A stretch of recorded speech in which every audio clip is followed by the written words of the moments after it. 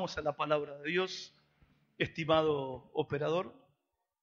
Vamos a la palabra de Dios, Evangelio según San Mateo, capítulo 5, versículo 1 al versículo 5. Evangelio según San Mateo, capítulo 5, versículo 1 al 5. Estamos aprendiendo el sermón de los sermones, el más grande sermón jamás predicado, que es el sermón del monte o el sermón de la montaña. Esta serie tiene como título Los Bienaventurados y el mensaje de hoy se llama Felices los dóciles. ¿Felices quién? ¿Quién? Los dóciles. Mateo 5:1 al versículo 5. Viendo la multitud, subió al monte y sentándose, vinieron a él sus discípulos. Y abriendo su boca les enseñaba diciendo, bienaventurados, eso significa felices. Vamos a poner felices o dichosos, es lo mismo. Felices los pobres en espíritu, porque de ellos es el reino de los cielos. Felices los que lloran, porque ellos recibirán consolación.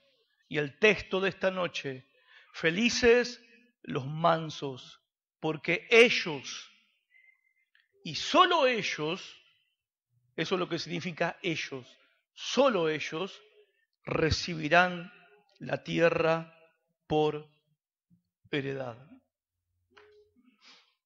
¿Sabe? Le voy a confesar una cosa, no pensé que estudiar el Sermón del Monte para poder predicárselo a ustedes iba a ser tan confrontador para mí.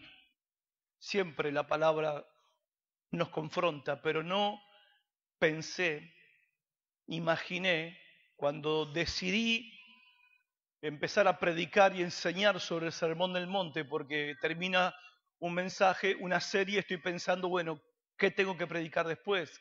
¿Qué necesita la iglesia? Y bueno, espero siempre la guía del Señor para elegir lo que voy a predicar. Y ahora veo que fue el Espíritu Santo el que me guió a elegir el Sermón del Monte para compartirlo con ustedes, porque me he dado cuenta, y en especial preparando este mensaje, cómo he fallado en ser manso como Dios me lo demanda. O sea,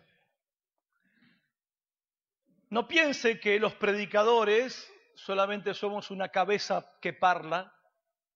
Nosotros nos exponemos a la palabra de Dios y los primeros que recibimos la confrontación, la luz, somos los que estamos preparando el sermón. Pero también le agradezco al Señor cómo el Señor reconfortó mi alma esta semana en manera especial con esta palabra que voy a compartir con ustedes y espero que el Señor también reconforte el alma de ustedes esta noche. Ahora, ¿por qué aprender del Sermón del Monte y por qué hay que vivir el Sermón del Monte? ¿Por qué? ¿Por qué predicarlo? ¿Por qué enseñarlo? ¿Por qué aprenderlo? Bueno, en primer lugar, porque Jesucristo murió para que nosotros vivamos el Sermón del Monte. Tito 2:14 dice que Cristo murió para purificar para sí un pueblo propio, celoso de buenas obras. La segunda razón por qué aprender el Sermón del Monte y por qué hay que vivirlo, porque el Sermón del Monte nos ayuda a reconocer nuestra absoluta necesidad de nacer de nuevo y de la ayuda del Espíritu Santo, porque nadie puede vivir así si no nace de nuevo y no tiene la ayuda del Espíritu Santo. Tercero, ¿por qué aprender el Sermón del Monte? ¿Y por qué hay que vivir el Sermón del Monte? Porque más practicamos y más vivimos el Sermón del Monte, más bendiciones recibimos. ¿Lo leyó? ¿Vio las promesas impresionantes que tiene este sermón? Significa que cuanto más practicamos este sermón, más bendición vamos a recibir en nuestras vidas. ¿Y cuántos quieren ser bendecidos? Y en cuarto lugar, aprender el Sermón del Monte y vivir el Sermón del Monte es necesario porque, escuchen, es el mejor método de evangelización.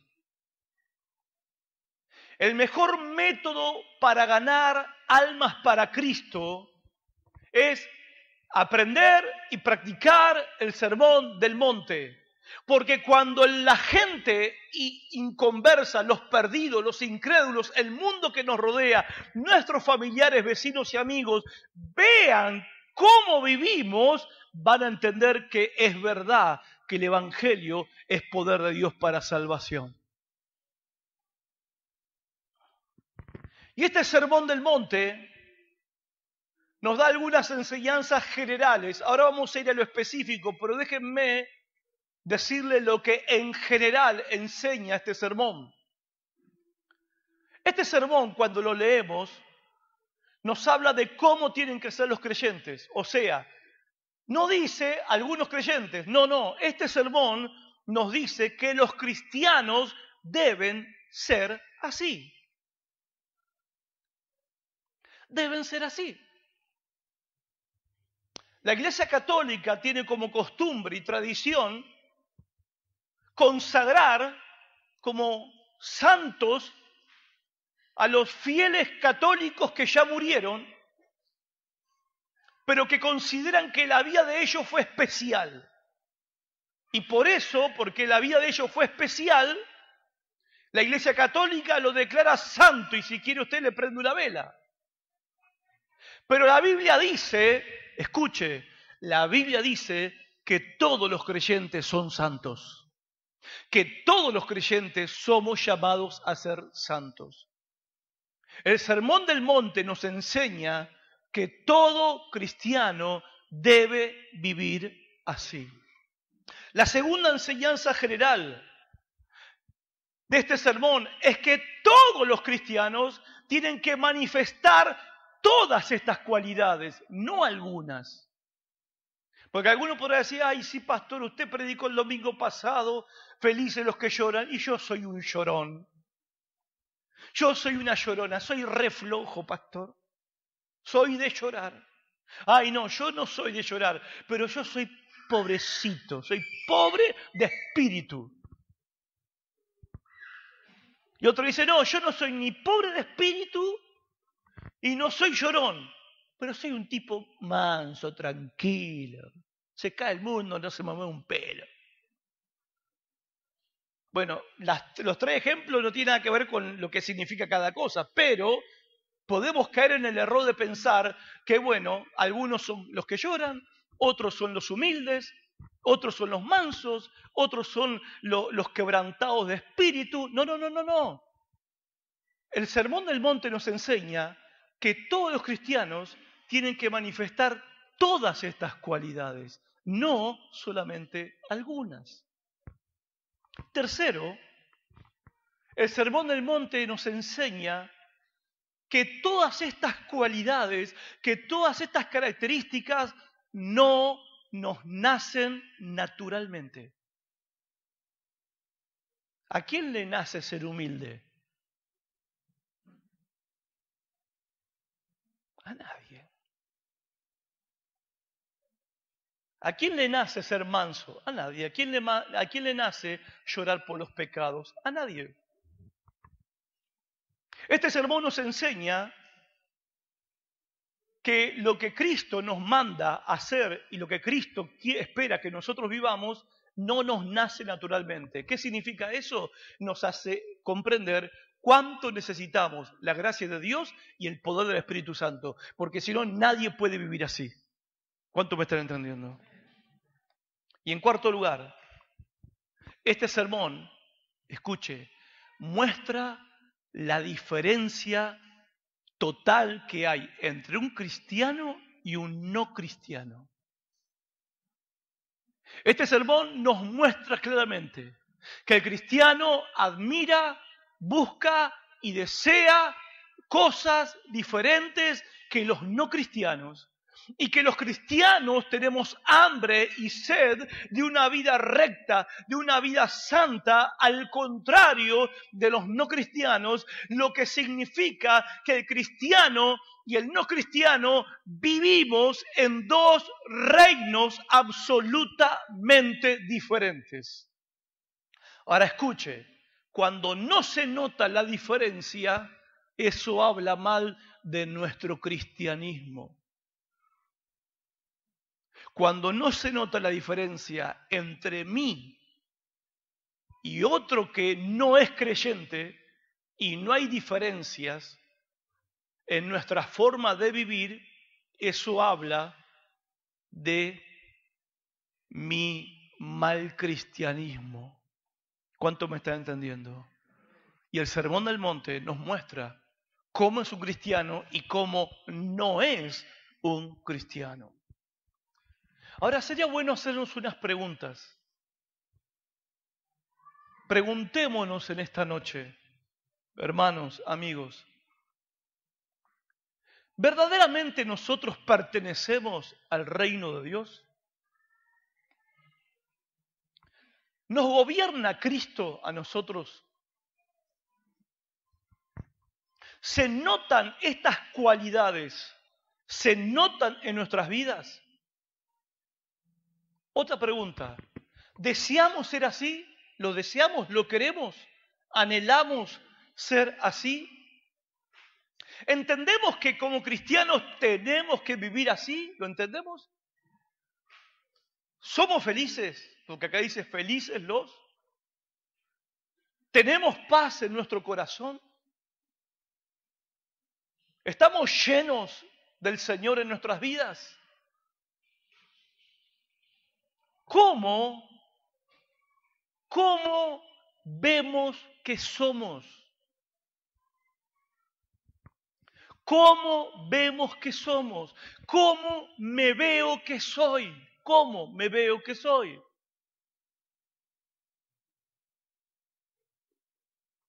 ¿Saben por qué es importante preguntarse esto? Todas estas preguntas. Porque todos queremos ser felices. Y acá el Señor nos dice cómo ser felices.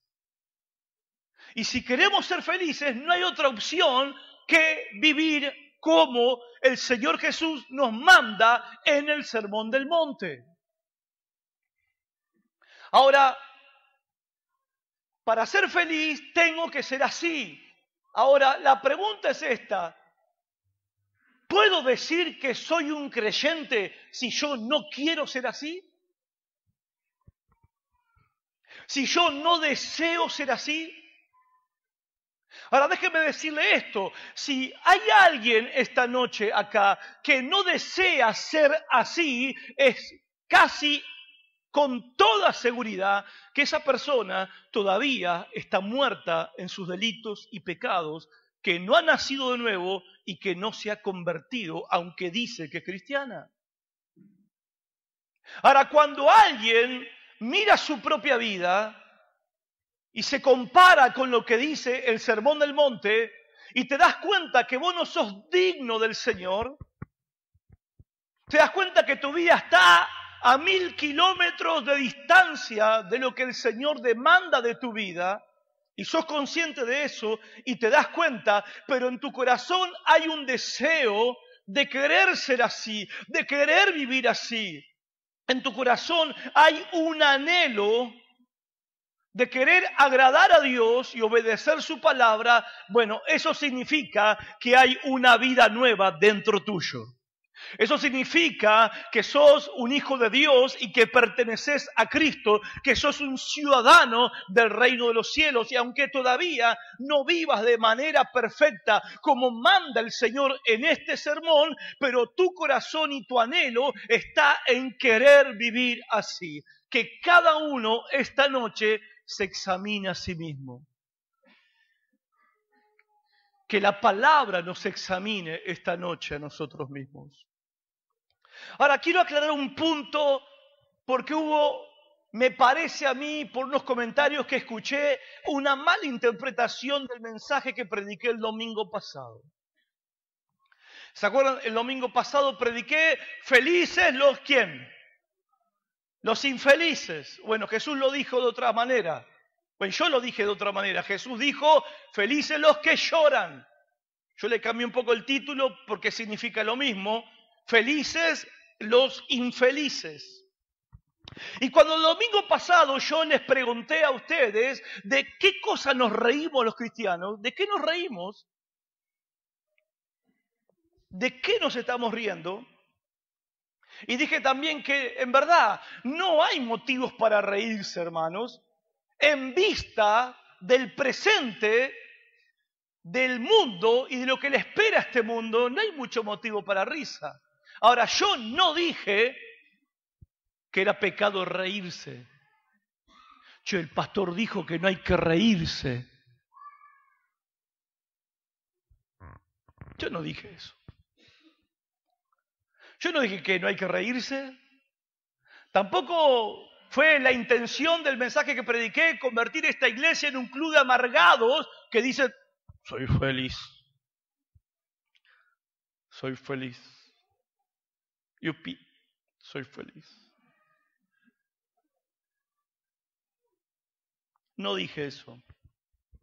No dije. Lo que dije, que nosotros no nos reímos de las cosas que el mundo se ríe. La risa del mundo es una risa aparente y por motivos equivocados. Nosotros no somos de los que nos reímos como ellos, nosotros somos de los que lloramos nuestros pecados delante del Señor y somos felices porque Dios nos ha perdonado y tenemos comunión con Él. Pero no estoy en contra de la risa, ni en contra del gozo, ni de la alegría, así que se puede sonreír si quiere esta noche. Nadie lo va a retar. Pero ahora entiendo que haya confusión, lo entiendo.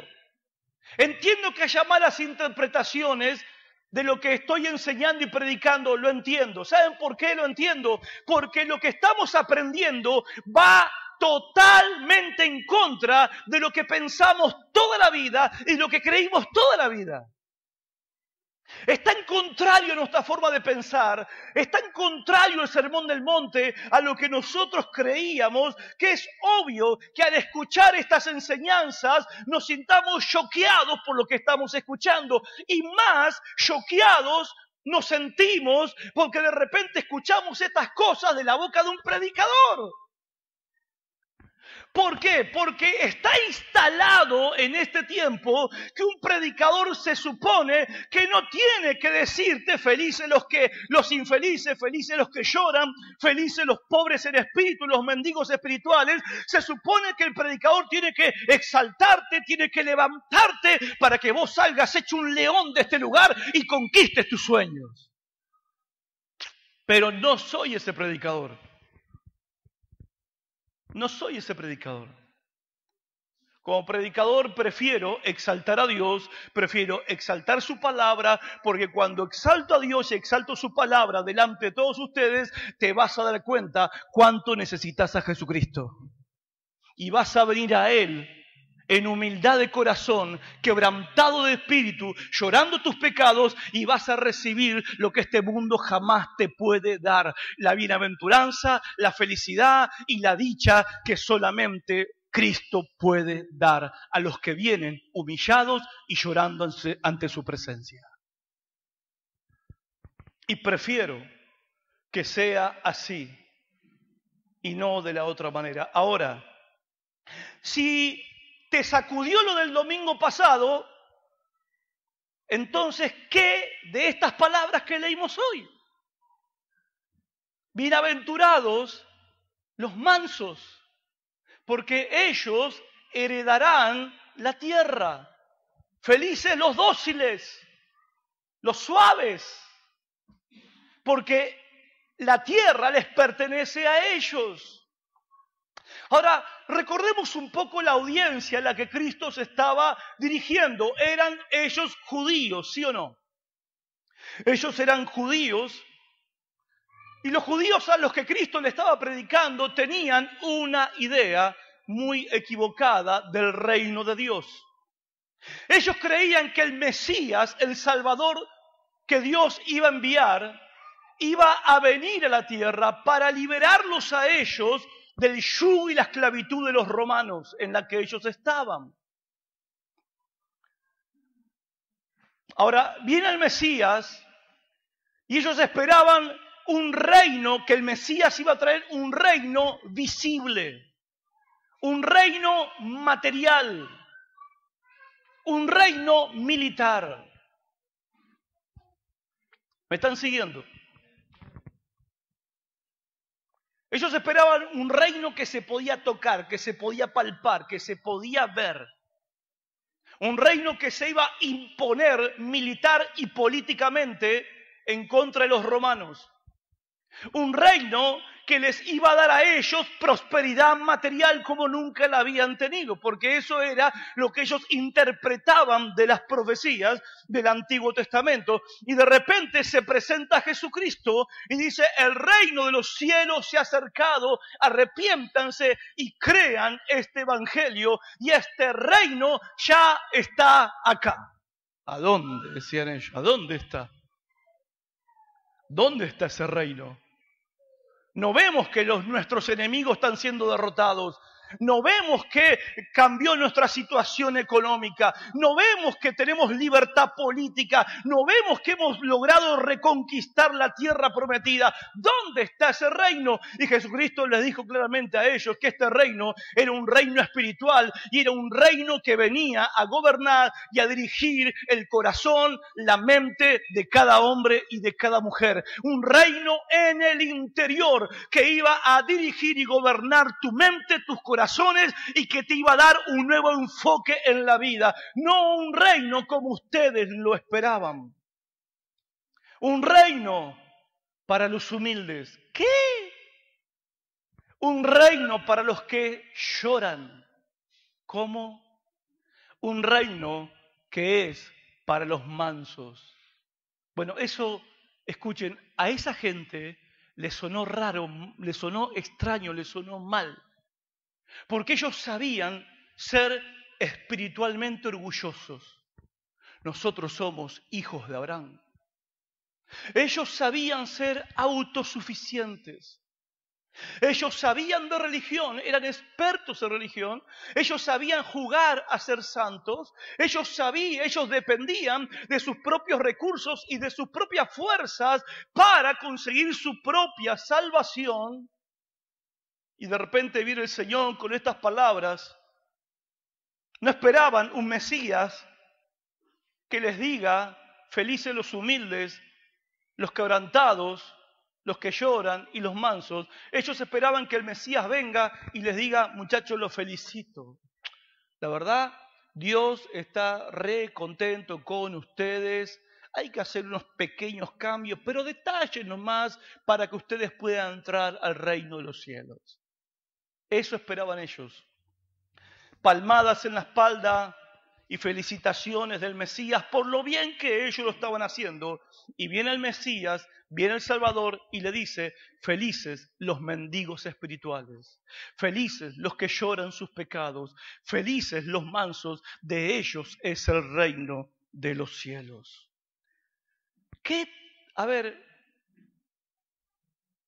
¿Cuántos sermones le lleva a un predicador derribar lo que las personas creyeron durante toda su vida? Uno predica domingo tras domingo, domingo tras domingo, domingo tras domingo, y bueno, viste, después de 1 año, 2 años, 5 años, 10 años, a veces 15, cae la ficha. Ahora entiendo, pastor, ahora está bien, gloria a Dios. Pero después ya de ¿cuántos mensajes? 52 sermones por año solo los domingos. En 10 años, ¿cuánto? 520 sermones. Los domingos solamente y no contando la radio, internet, etc. Ahora Jesucristo, qué poder, qué capacidad, qué habilidad, qué gracia. Un solo sermón y le tiró todo abajo. Todo lo que ellos pensaban, todo lo que ellos creían, con un solo sermón se lo hizo pedazos. Un solo sermón, una sola predicación. Que Él le está diciendo que Dios quiere que ellos tengan un espíritu quebrantado, un corazón que llorara, que Dios quería humildad y que todo eso era necesario para entrar en el reino de los cielos. Y como si eso no hubiera sido demasiado ya para sacudirlos, le remacha con el versículo 5, bienaventurados, felices los mansos. Bueno, ahí sí, imagino a don Pepe con don Pancho pellizcame, no creo lo que está predicando esto. No puedo creer. ¿Qué dijo? ¿Los mansos? Sí, los mansos. ¿Serio? ¿Los mansos? Bienaventurados los pobres en espíritu. ¿Dijo eso? Bienaventurados los que lloran sus pecados. ¿Qué? ¿No era que la victoria es para los fuertes y los poderosos? Ellos conquistarán la tierra. No. No era así. No era así. Qué sacudida de pensamiento, gente. Qué sacudida de pensamiento. Y saben, también esto nos sacude a nosotros. Porque nosotros no somos muy diferentes que ellos. No somos muy diferentes. También pensamos así.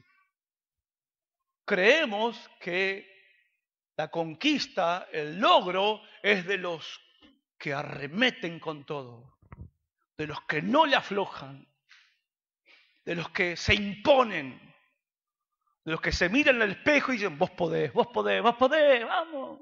Y sale a la calle y a comerse el mundo y la vida y a conquistar y a lograr y alcanzar y volver a la tarde a su casa realizado porque está construyendo la realización de sus propios sueños. Y el Señor Jesús dijo, no es así. Diga conmigo, no es así. Ahora vamos a preguntarle al texto lo que queremos saber. Primera pregunta, ¿qué significa ser manso? Bueno, es importante que lo sepamos porque si queremos ser felices, felices los mansos, ¿no? Si queremos ser felices, tenemos que saber qué es la mansedumbre. La mansedumbre. La mansedumbre, te voy a decir primero, antes de decirte qué es, te voy a decir de dónde sale. La mansedumbre sale de corazones que están quebrantados delante de Dios y llorando por su pecado. Una persona mansa, escuche, una persona mansa. La palabra manso básicamente significa gentil, dócil. Alguien que es paciente y sumiso. Vieron que hay remedios que son horribles, pero hay remedios que son suaves y te curan. El viento norte es feo, es horrible, pero qué lindo cuando viene un viento suave y refrescante del sur. Qué lindo que es un caballo, pero si es salvaje, ni siquiera me subo, Pero qué lindo que es montar un caballo poderoso, pero que está domado, suave, que es dócil, manso, suave como un remedio que cura, suave como un viento que refresca, manso como un caballo poderoso que ha sido domado. Así era Jesús. No es, escuchen, ser manso no es natural, no nos sale por naturaleza. Manso no es flojera. Mirás, hermano, qué manso que es. No es flojera. Manso no es pereza. Manso no es cobardía, no es impotencia, no es ser débil de carácter. Manso es poder bajo control. Es dominio propio. Manso es un quebrantamiento delante de Dios. Manso es el león que ha sido domado. Es el que se enoja, no porque fue ofendido, sino porque Dios fue ofendido. Es aquel que se enoja por el motivo correcto, en el momento correcto, y es lo opuesto a la venganza. No tiene nada que ver con la venganza.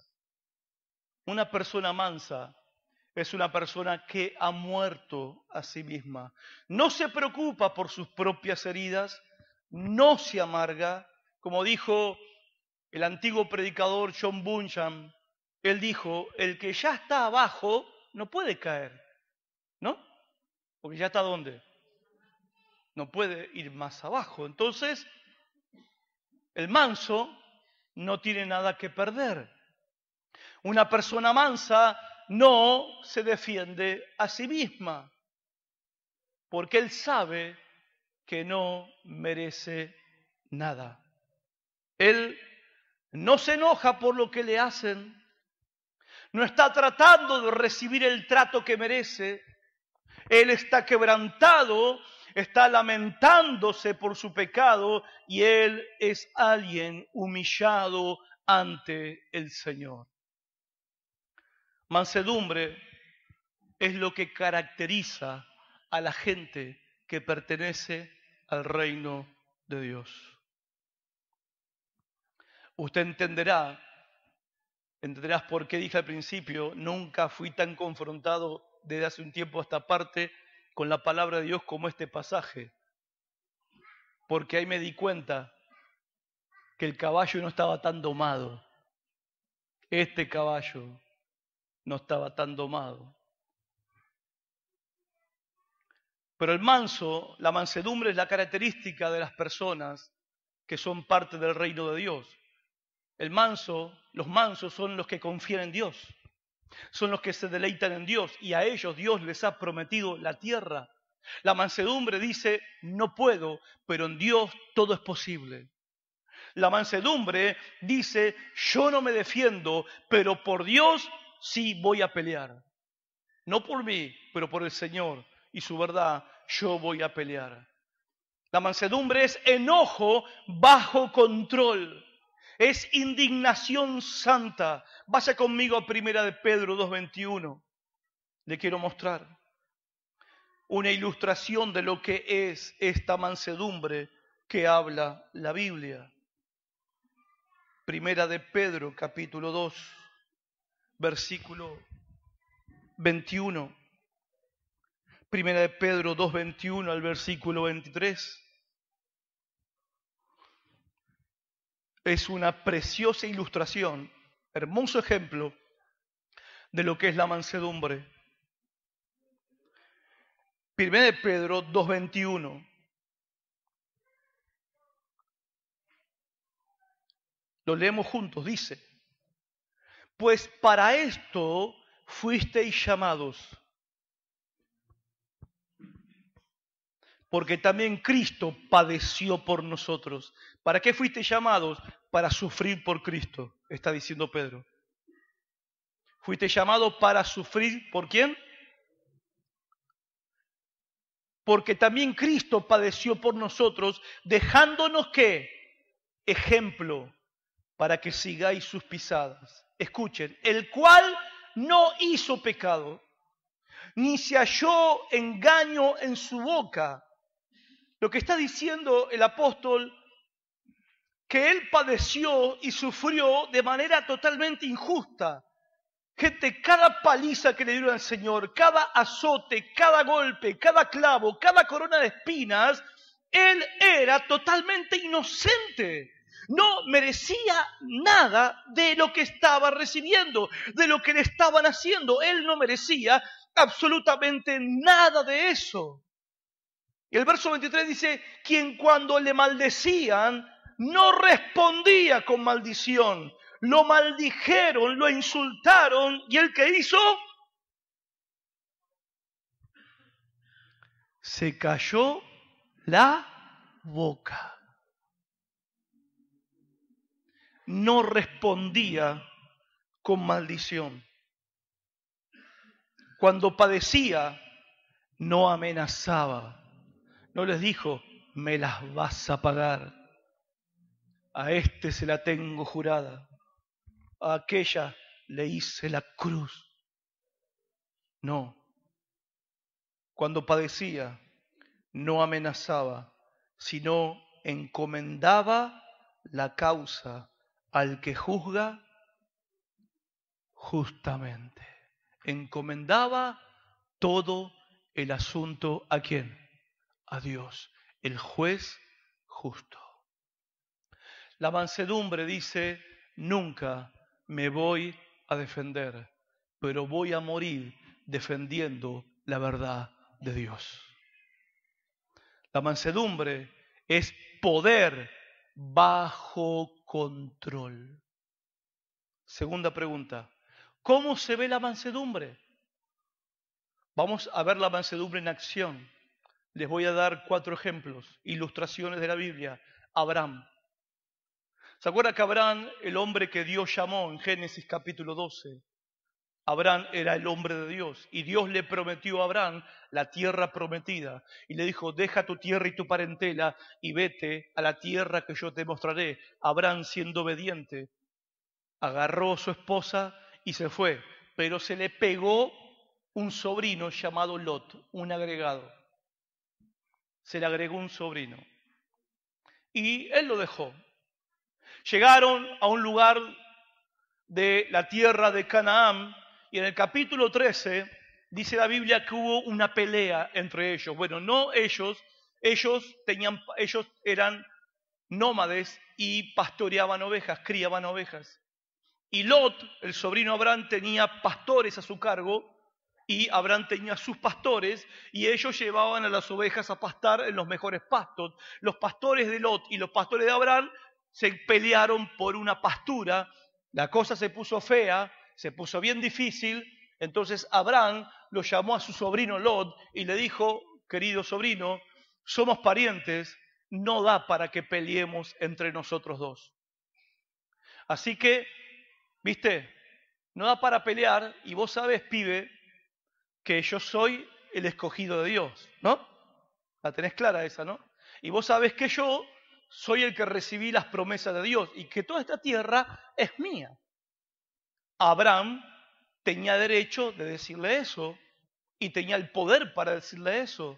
Pero ¿qué dijo Abraham? Le dijo, Lot, vení, vamos a charlar. No está bueno que peleemos porque somos parientes. Hagamos una cosa, elegí la tierra que vos quieras. Elegí el lugar que vos quieras ir. Si vos vas para el norte, yo voy para el sur.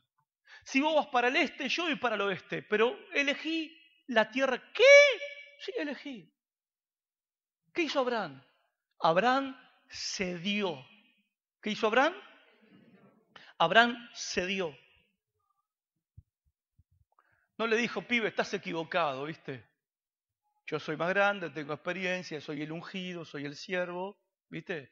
Así que cortala porque si no te corto las patas, te disciplino y si no te vuelves para tu casa. No. Lot, elegí. A donde vos vayas, querés ir, con tus ovejas, andá. Yo me voy a ir para otro lado y así vamos a estar en paz. ¿Por qué Abraham cedió? Porque Abraham era ¿qué? Manso. Y los mansos tienen el poder, tienen el derecho, pero ellos confían en Dios. Y no le importaba lo que Lot hiciera, porque su confianza no estaba en ningún hombre, su confianza estaba en el Señor. Él sabía en su corazón que Dios estaba en control de esa situación. Y hermanos, nosotros tenemos que aprender esa lección. Tenemos que aprender que eso es la mansedumbre que Dios quiere de todos nosotros. No peleemos, aprendamos a ceder, porque los mansos van a conquistar la tierra. ¿Y serán qué? Felices. Porque el que no cede y va al choque y pelea es un amargado. ¿Por qué? Porque el manso es feliz. Y el que no es manso es infeliz. Segundo ejemplo, José y sus hermanos. Génesis 45, está esta historia hermosa. Los hermanos de José lo odiaban a José. José era el nene de papá, el 11º hermano, hijo de Jacob. Era el preferido de papá. Y ellos le tenían una bronca al pibe, 14 años tenía. Una bronca, y encima el papá iba al shopping, le compraba la mejor pilcha, tenía una túnica de todos los colores. Los otros estaban vestidos con bolsa de arpillera, cuidando ovejas en el campo. El otro navegando en internet en la carpa. Bronca le tenían al pibe. Y encima el pibe, José, soñaba cosas, sueños de grandeza, iba y se lo contaba a los hermanos, más los querían reventar. Hasta que un día el papá le dice, sabiendo de la mala vida que llevaban sus hijos, le dice a José, que era el alcahuete del padre, José, anda a ver cómo están tus hermanos y tráeme el informe. ¿Cómo no, papá? Él no tenía problema. Con tal de quedar parado con el papá, se fue al campo a buscar a los hermanos y de lejos los hermanos lo ven, por la túnica de colores obviamente, lo ven los hermanos venir y dicen, ay, mira el soñador, vamos a reventarlo vamos a matarlo.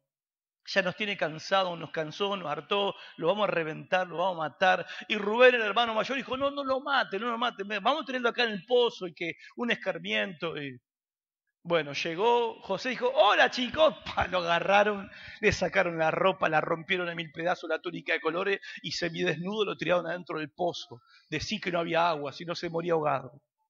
Y estaban ahí debatiendo, lo matamos, no lo matamos, lo reventamos. No, Rubén decía, no lo mate, lo vamos a matar. Y de repente pasa una cuadrilla, una caravana de mercaderes de esclavos que iban para Egipto. Se le prendió la lamparita a uno y dijo, lo vendemos como esclavo.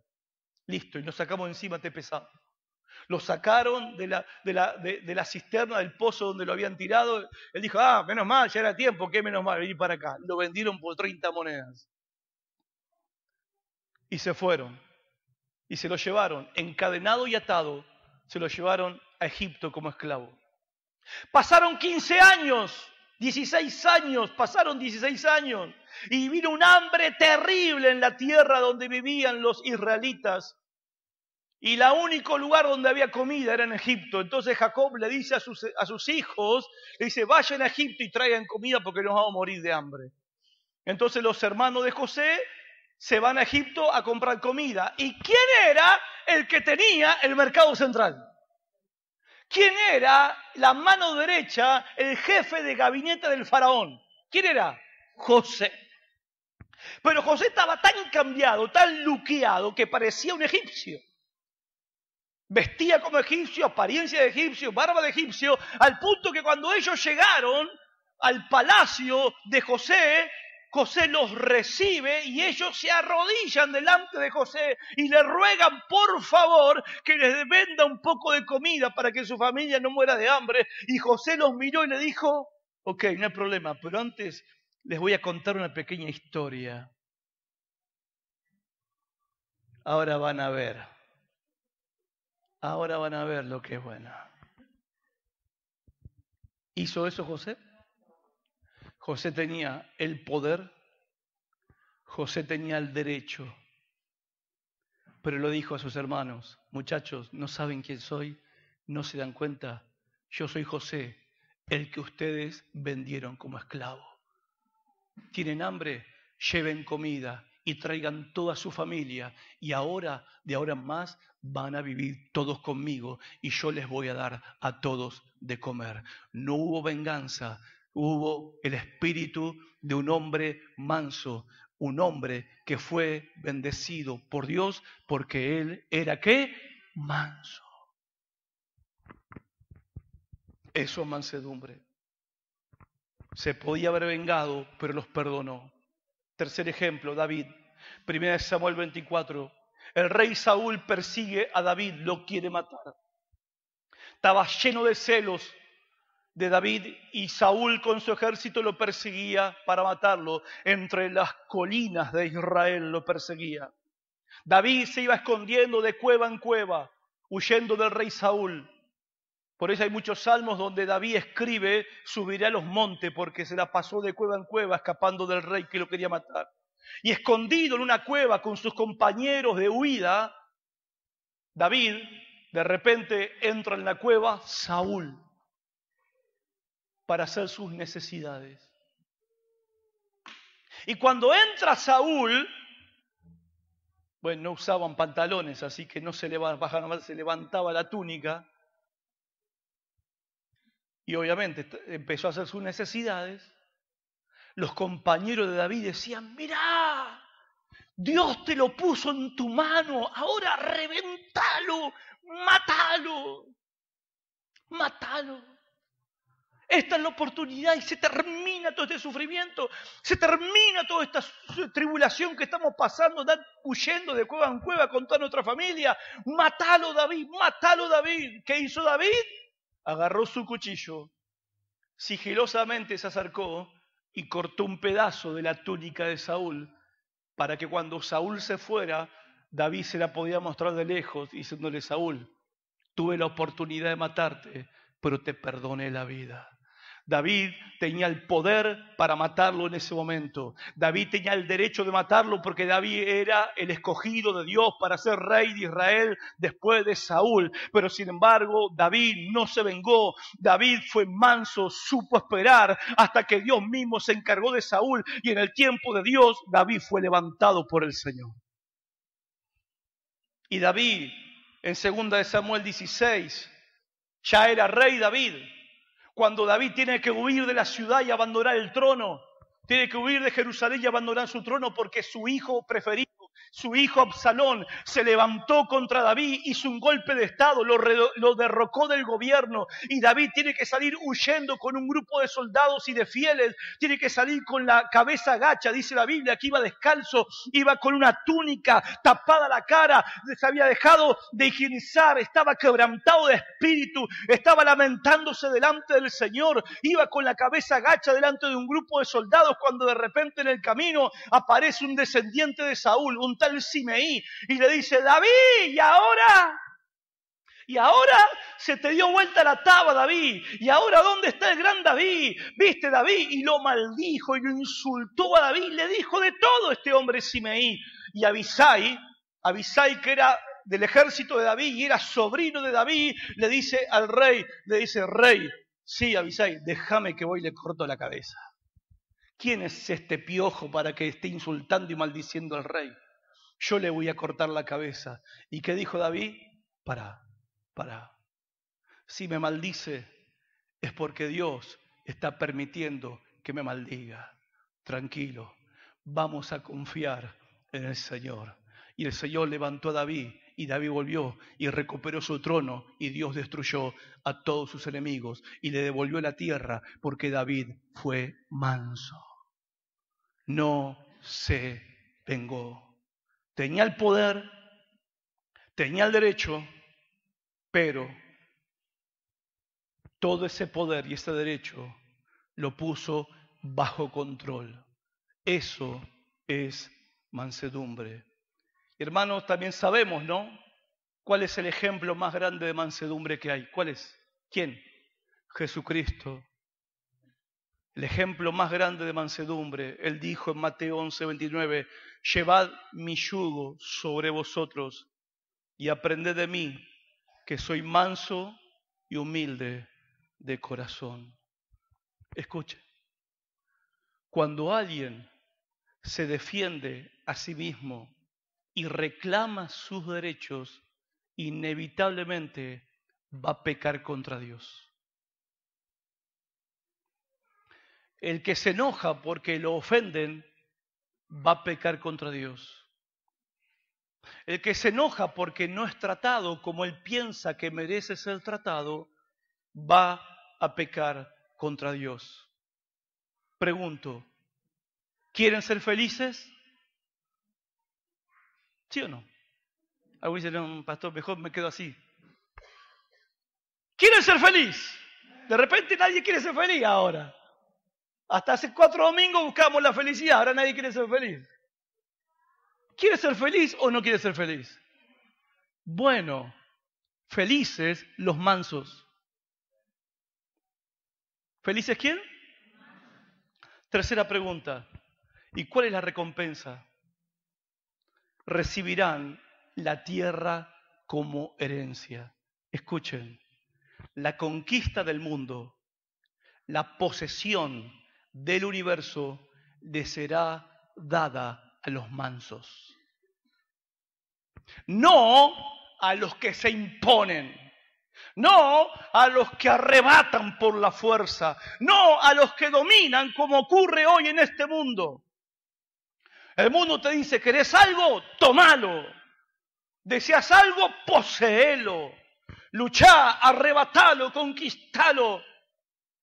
Y Jesús viene y dice todo lo contrario a lo que el mundo nos dice y nos enseña y nos predica todo el tiempo. No, los que van a heredar, los que van a poseer, los que van a tener, los que son felices, son los que dominan, los que se imponen, los que controlan, los que ellos no permiten que nadie les pise la cabeza. Jesús está diciendo, la gente del reino va a heredar la tierra y los únicos que entran en mi reino son los mansos. ¿Quiénes son? Los mansos, no los orgullosos. Los quebrantados por su pecado, no los que dicen no tengo pecado. Los que se lamentan y lloran por su pecado, no los que se ríen, que creen que están bien y no están bien. Hay una palabra hermosa acá que es la palabra herencia. Y la palabra herencia viene de la palabra heredad. ¿Sabe qué significa heredad? Significa una porción escogida. Felices los mansos porque ellos van a recibir la porción que ya está, ¿qué? Escogida para ellos. Y solo para ellos. Dios nos prometió y Dios lo estableció. Vaya conmigo al Salmo 37, por favor.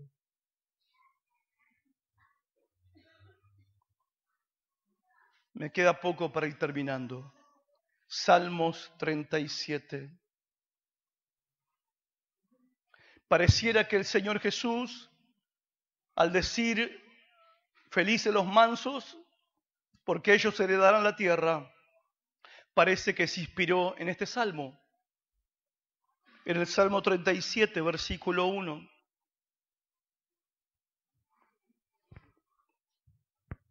Salmo 37, versículo 1. ¡Guau! ¡Qué palabra del Señor! Escuchen, léalo también en su Biblia. No te impacientes a causa de los malignos. Tranquilo. Pero pastor, ese es malo. Tranquilo. Pero esa persona hace maldades. Tranquilo. Ni tengas envidia de los que hacen iniquidad. Porque como hierba, como el yuyo, serán pronto cortados. y como la hierba verde, el pasto, se secarán. Confía en Jehová y haz el bien, y habitarás en la tierra y te apacentarás de la verdad. Deleítate a sí mismo en Jehová y Él te concederá las peticiones de tu corazón. Encomienda a Jehová tu camino, tus asuntos, y confía en Él, y Él hará. Exhibirá tu justicia como la luz y tu derecho como el mediodía. Él lo hará. No tenés que vos mismo proclamar lo bueno, recto que sos. Deja que Dios lo haga y no reclames tu derecho, porque tu derecho te lo defiende el Señor. Guarda silencio ante Jehová y espera en Él. Manso, guarda ¿qué? Silencio. ¿Guarda qué? Silencio. Y espera en Él. No te alteres, no te sulfures, no te enojes con motivo del que prospera en su camino, por el hombre que hace maldades, por aquellos que hacen cosas malas, equivocadas. No te alteres. Decirle que está al lado tuyo, vale la pena, decirle, no te alteres por la gente, no te alteres por las personas, no te alteres. Sí, pastor, pero no hace lo que tiene que hacer. No te alteres. Con motivo del que prospera en su camino, por el hombre que hace maldades, no te alteres. Deja la ira, desecha el enojo, no te excites. Nosotros lo diríamos con otra palabra, ¿no? No te excites en manera alguna a hacer lo malo, no peques. No peques enojándote, no peques ofendiéndote, porque los malignos serán destruidos, pero los que esperan en Jehová, ellos heredarán la tierra. Pues, escuchen la promesa, pues de aquí a poco no existirá el malvado. Observará su lugar y no estará allí. De aquí a poco los impíos serán cortados. Los vas a buscar y no los vas a encontrar. Pero los mansos heredarán la tierra y se recrearán con abundancia de paz. No te preocupes por los malos. No te preocupes por los que hacen macanas. No te preocupes por lo que prosperan. El día va a venir cuando el Señor les sacará todo a ellos y se lo dará a su pueblo. Y el día vendrá cuando su reino se establezca definitivamente, donde reinaremos juntamente con Cristo en esta tierra. Y nosotros los creyentes y los mansos juzgaremos incluso a los mismos ángeles que desobedecieron. Porque reinaremos con Cristo para toda la eternidad. Y ese día muy pronto va a llegar. Y yo quiero estar ahí. Cuarta pregunta y última, anteúltima, pero son cortitas. ¿Por qué es necesaria la mansedumbre? ¿Saben por qué es necesaria la mansedumbre? Porque solo los mansos, escuche, solo los mansos pueden ser salvos. Solo los mansos van al cielo. Solo los mansos entran al reino de Dios. Salmo 149:4 dice, a los mansos hermoseará con salvación. ¿A quiénes? No hay mansedumbre, no hay salvación del alma, no hay. Si no venís a Dios con un espíritu quebrantado, llorando por tus pecados y en humildad delante de su santidad, no podés ser salvo. No podés ser salva. No podés. Quinta y última pregunta. ¿Cómo sé si soy manso? ¿Cómo sé si soy salvo? Es la misma pregunta, ¿no? ¿Cómo sé que soy manso? Pregúntate, ¿tengo dominio propio o reacciono mal? ¿Respondo a la palabra que escucho con humildad y obediencia? ¿Soy pacificador o voy al choque? ¿Recibo la crítica que me hacen con calma y tengo compasión del que me critica? En otras palabras, ser manso significa haber terminado conmigo mismo para siempre. Significa morir a uno mismo. Jesús dijo que para seguirlo a Él hay que morir. Para vivir hay que morir. El que quiere salvar su vida la perderá. El que muere a su propia vida, ese la salvará. En conclusión, si después de estas preguntas te das cuenta que no pasaste la prueba, hay dos opciones. La primera posibilidad, la primera opción, no sos un cristiano verdadero, no sos salvo, no sos un hijo de Dios. No importa las experiencias que hayas tenido en tu pasado, no sos un hijo de Dios. Si no hay mansedumbre, tu alma va camino al infierno, porque solo los mansos son salvos y heredarán la tierra. La segunda posibilidad es que sos un cristiano, sos salvo, pero en este momento estás actuando en desobediencia a su palabra, porque no estás siendo manso ni mansa. Y si sos un creyente, si sos salvo, si sos un hijo de Dios, pero no estás practicando la mansedumbre, estás en desobediencia y camino a una disciplina de Dios. Dios te va a disciplinar.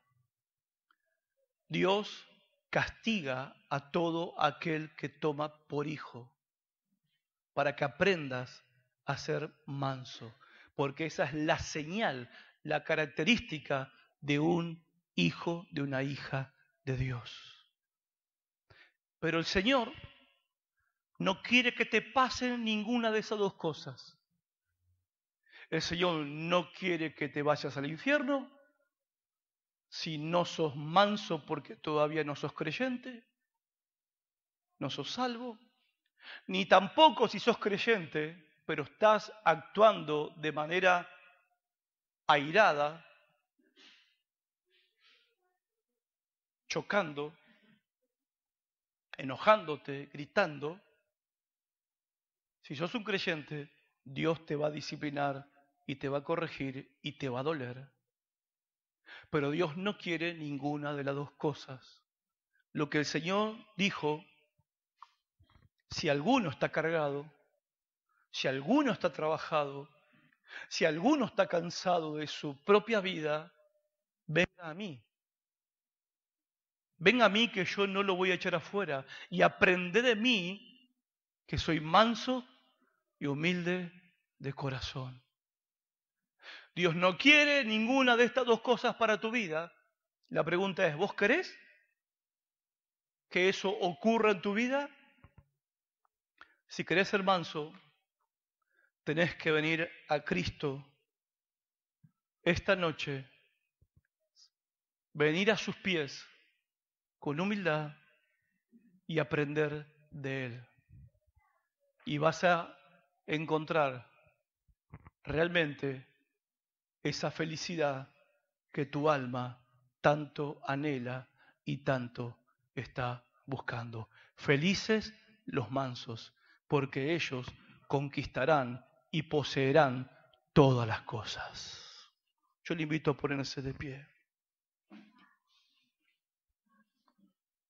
Vamos a orar.